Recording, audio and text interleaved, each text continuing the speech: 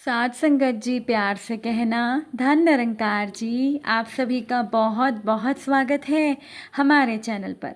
आज फिर मैं आपके लिए एक बहुत ही खूबसूरत साखी लेकर आई हूँ। तो चलिए आज की साखी सुनते हैं। साथ संगत जी, जंगल में ठंड दस्तक दे रही थी।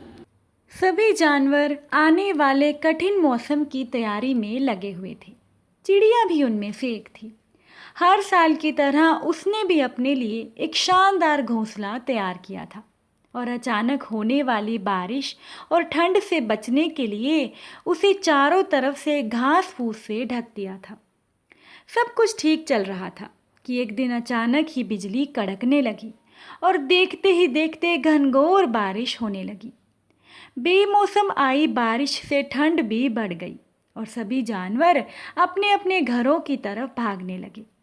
साथ संगत जी, चिड़िया भी तेजी दिखाते हुए अपने घोंसले में वापस आ गई और आराम करने लगी।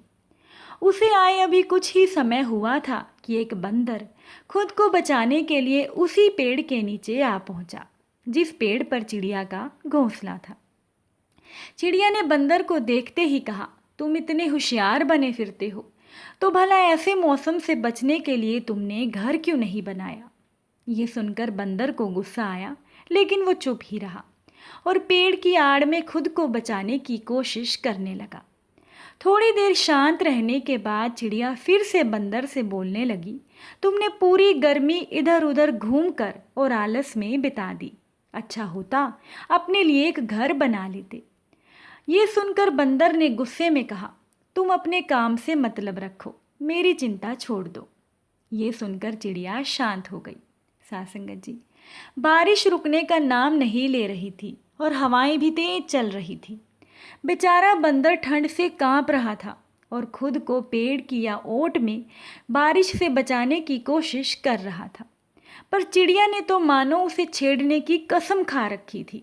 चिड़िया फिर बोल पड़ी, काश कि तुमने थोड़ी अकल दिखाई होती तो तुम्हारी आज ये हालत ना होती। चिड़िया ने अभी अपनी बात खत्म भी नहीं की थी कि बंदर बौखलाते हुए बोला, चुप रहो, एकदम चुप हो जाओ और अपना ये बार बार बोलना बंद करो। ये ज्ञान की बातें अपने पास रखो और पंडित बनने की कोशिश मत करो। ये सुनकर चिड़िया चुप हो गई। साथ संगत जी, अब तक काफ़ी पानी गिर चुका था। बंदर बिल्कुल भीग गया था और बुरी तरह से कांप रहा था। इतने में चिड़िया से रहा नहीं गया, वो फिर बोली, कम से कम अब तो घर बनाना सीख लेना। इतना सुनते ही वो बंदर तुरंत पेड़ पर चढ़ने लगा और कहा, भले ही मैं घर बनाना नहीं जानता, लेकिन घर तोड़ना मुझे अच्छे से आता है। और ये कहते हुए उसने चिड़िया का घोंसला तहस नहस कर दिया। अब चिड़िया भी बंदर की तरह बेघर हो चुकी थी और ठंड से कांप रही थी। साथ संगत जी, ऐसा कई बार होता है।